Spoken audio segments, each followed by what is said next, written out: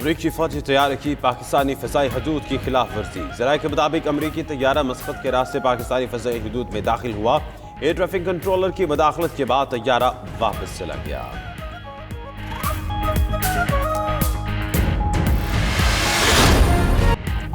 نواز شریف کا آج لندن کے ہارلے اسٹریٹ کلینک میں طبی معائنہ ہوگا۔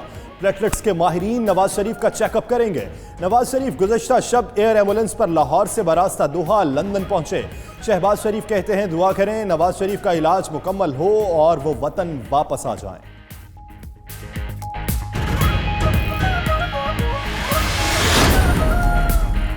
گاڈ فادر کے ڈائریکٹر کو شریف خاندان پر بھی ایک فلم بنانی چاہیے۔ وفاقی وزیر علی سعیدی کا ٹویٹ، لکھا کہ پاکستان کے لوٹنے والوں پر اللہ کا قہر نازل ہو۔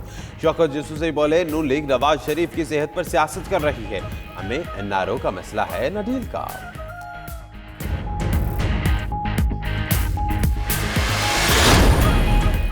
وزیر اعظم عمران خان کی زیر صدارت معاشی ٹیم کا اجلاس آج ہوگا۔ اجلاس میں ملک کی معاشی صورتحال کا جائزہ لیا جائے گا۔ وزیر اعظم کو کرنٹ اکاؤنٹ اور ٹیکس وصولیوں کے اہداف بارے بریفنگ دی جائے گی۔ ایف بی آر محصولاتی شارٹ فال کی رپورٹ وزیر اعظم کو پیش کرے گا۔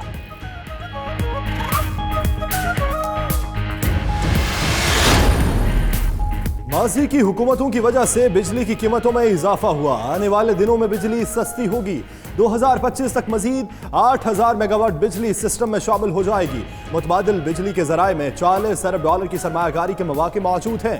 متبادل انرجی صاف اور ماحول دوست ہوگی۔ وزیر توانائی عمر ایوب کی پریس کانفرنس۔ سرکاری ملازمین کے واٹس ایپ استعمال کرنے پر پابندی۔ سرکاری ملازمین کے لیے واٹس ایپ طرز کی سروس متعارف کرائی جائے گی۔ دستاویز ذاتی واٹس ایپ پر شیئر نہیں کر سکیں گے۔ سرکاری افسر یا ملازم سوشل میڈیا پر پارٹ ٹائم بزنس بھی نہیں کر سکیں گے۔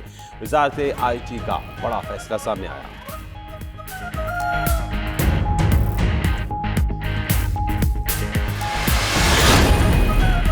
سندھ حکومت کا انوکھا کارنامہ، کراچی میں جعلی نمبر پلیٹ لگی گاڑی کو پولیس اسکارٹ فراہم کر دی۔ جعلی نمبر پلیٹ والی گاڑی دن دہاڑے سڑکوں پر گھومتی رہی۔ وزیر اعلیٰ مراد علی شاہ کا اظہار برہمی، رپورٹ طلب کر لی۔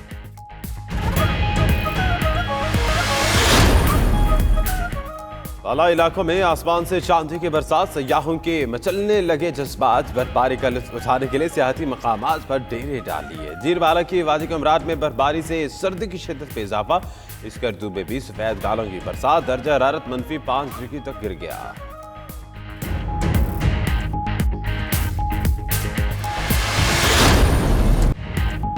لاہور میں فضائی آلودگی کا راج، دنیا بھر میں دوسرا آلودہ ترین شہر بن گیا۔ اسموگ نے باغوں کے شہر کی خوبصورتی گہنا دی۔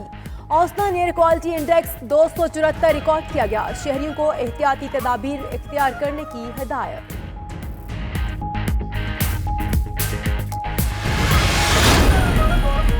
عرب کے صحرا پھر گہرے بادلوں کی لپیٹ میں۔ دبئی، ابوظہبی اور شارجہ سمیت ریاست کے دیگر مقامات پر موسلادھار بارش۔ سڑکیں اور نشیبی علاقے زیر آب۔ محکمہ موسمیات نے مزید بارشوں کی وارننگ جاری کر دی۔ شاہین کینگروز کا کل برسبین میں سجے کا میدان۔ ٹیسٹ سیریز کے لیے ٹرافی کی رونمائی کر دی گئی۔ کپتان اظہر علی کا کہنا ہے قومی ٹیم آسٹریلیا کو شکست دینے کی صلاحیت رکھتی ہے۔ سابق آسٹریلوی کپتان رکی پونٹنگ کہتے ہیں بابر اعظم شاندار پلیئر ہیں، ٹیسٹ سیریز میں پرفارمنس دیکھنے کے لیے پرجوش ہوں۔ ثنا میر نے انٹرنیشنل کرکٹ سے بریک لے لی۔ قومی ویمن ٹیم کی سابق کپتان اگلے ماہ ہونے والی انگلینڈ کے خلاف سیریز میں شرکت نہیں کریں گی۔ سیریز کے 3 ایک روزہ میچز آئی سی سی ویمنز چیمپئن شپ کا حصہ ہیں۔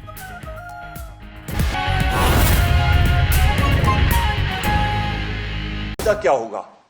یہ جو توانائی کا ذریعہ ہے، اس پہ شمسی توانائی ہے، اس میں ہوا کی توانائی ہے، اس میں ہائیڈروجن ہے، اس میں بگاس ہے، اور اس کے ساتھ ساتھ یہ وہ ذرائع ہیں جو کہ آپ کے سستی بجلی ہے، یہ آپ کی صاف بجلی ہے، اس کے ساتھ ساتھ یہ انرجی آپ کی گرین انرجی ہے، یعنی کہ انوائرمنٹلی اور ماحولیات دوست انرجی ہے۔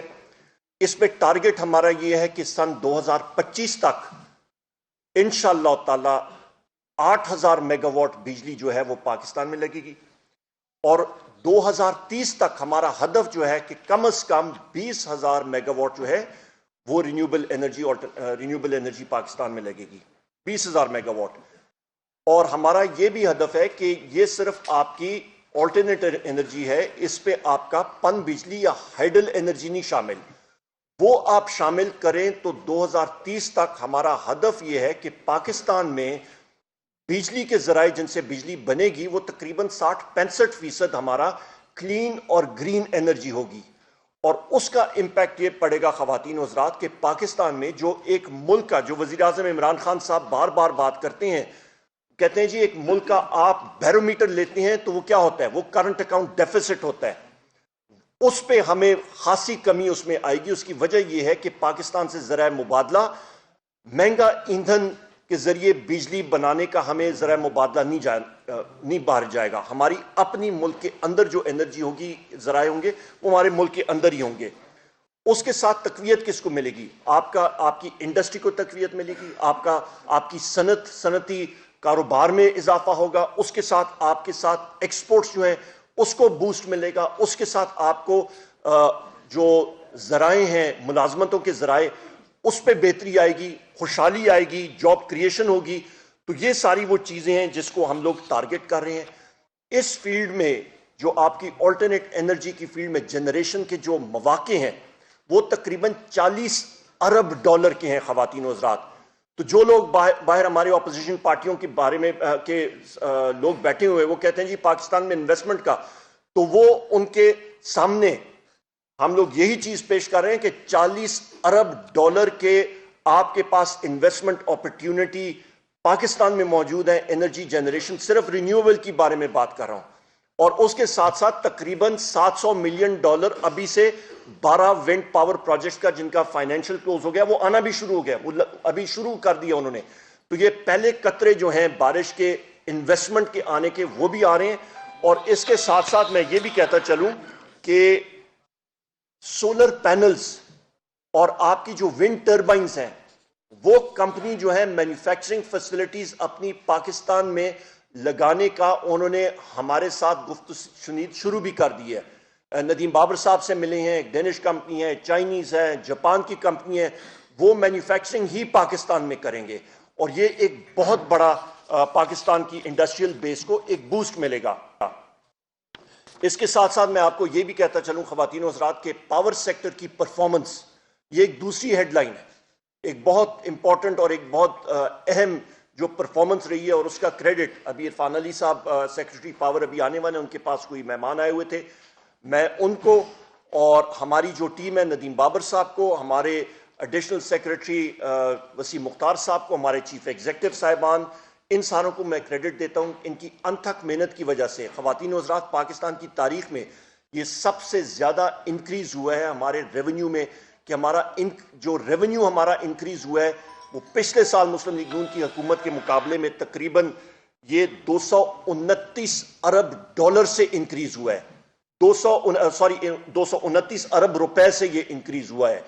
اور اس پہ تقریباً 111 ارب روپے جو ہے وہ صرف اور صرف ایفیشنسی سے, چوری کی روک تھام سے, آپ کی ریکوری کی بنیادوں پہ, جو پہلے نہیں ہوتا تھا. اور اس کے ساتھ ساتھ 118 ارب روپے جو ٹیرف ہے اس کا تھا. تو یہ مجموعی طور پہ آپ ریکوریز دیکھیں اور ریونیو انکریز دیکھیں تو یہ 229 ارب روپیہ ایک ہسٹورک فگر ہے. اور اس کے ساتھ پاکستان کے انرجی سیکٹر میں بہتری آ رہی ہے. ہم لوگ چوری پہ کنٹرول کر رہے ہیں.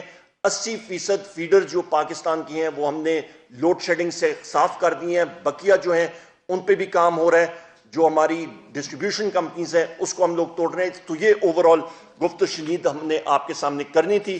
اس کے بعد میں اپنے دوست اور اپنے کولیگ ندیم بابر صاحب سے گزارش کروں گا کہ وہ آپ کے سامنے اپنی جو ایکسپرٹ رائے ہے وہ دیں. بہت شکریہ. جی ندیم بابر صاحب.